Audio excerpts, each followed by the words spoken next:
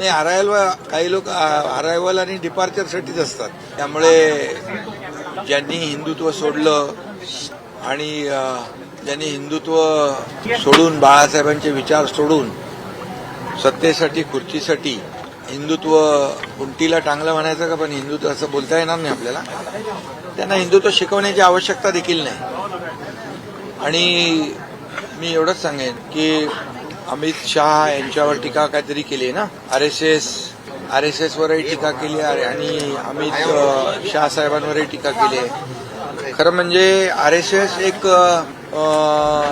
देशभक्त आणि राष्ट्रभक्त संघटना आहे आणि त्यांनी वेळोवेळी या देशामध्ये जेव्हा जेव्हा आपत्ती संकट आले त्यावेळी त्याची प्रचिती आलेली आहे आपल्याला.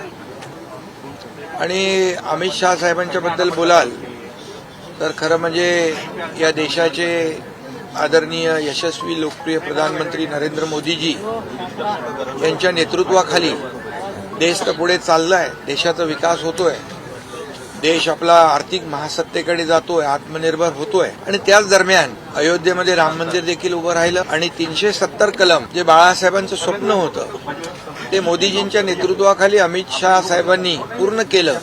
त्यांच्याबद्दल अशा प्रकारचं वक्तव्य करणं हे दुर्दैवी आहे. आणि आणखी काहीतरी म्हणाले ते मुंबईच्या बद्दल, मुंबईला गिळायला निघालं असं म्हणतात.